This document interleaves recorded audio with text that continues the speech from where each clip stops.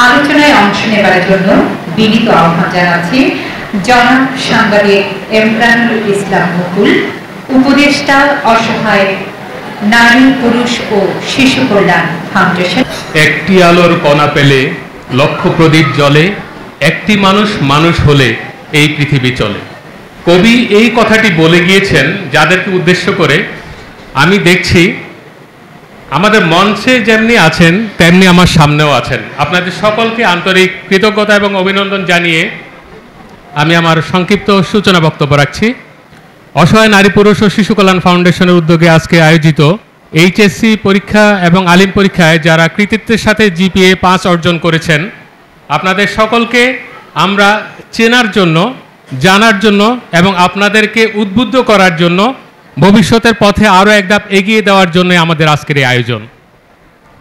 এবং আপনারা যদি দেখে থাকেন, আমাদের এই হলে শুধুমাত্র আপনারা যারা কৃতি শিক্ষার্থী আছেন তারা নয়, আপনাদের সাথে কিছু অভিভাবক আছেন এবং সমাজের কিছু বঞ্চিত শ্রেণীকেও আমরা রেখেছি।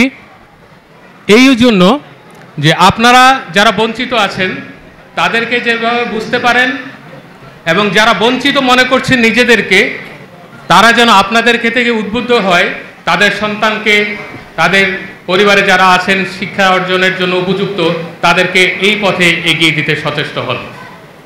আর এই কাজটি করার জন্য আমাদেরকে যিনি উদ্বুদ্ধ করেছেন এবং পরামর্শ দিয়েছেন, আমাদের আজকের অনুষ্ঠানের সম্মানিত প্রধান অতিথি, আমাদের অসহায় নারী পুরুষ ও শিশু কল্যাণ ফাউন্ডেশনের সম্মানিত প্রধান পৃষ্ঠপোষক, বাসার গ্রুপের সম্মানিত সিইও ম্যানেজিং ডিরেক্টর জনাব আলহাজ আবুল বশর আবু ভাই।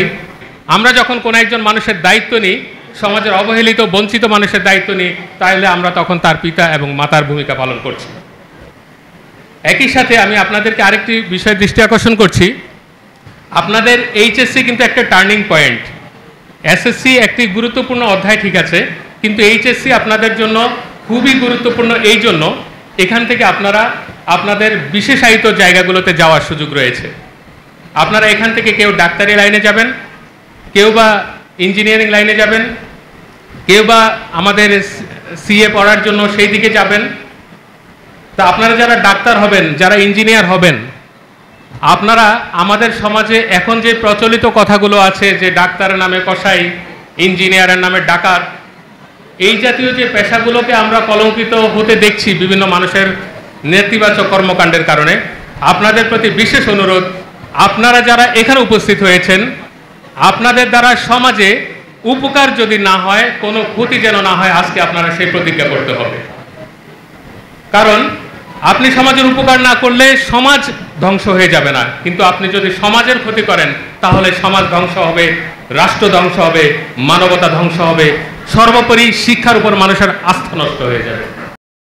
অসহায় নারী পুরুষ ও শিশু কল্যাণ ফাউন্ডেশন সমাজ ও দেশের কল্যাণে নিয়োজিত সংগঠন।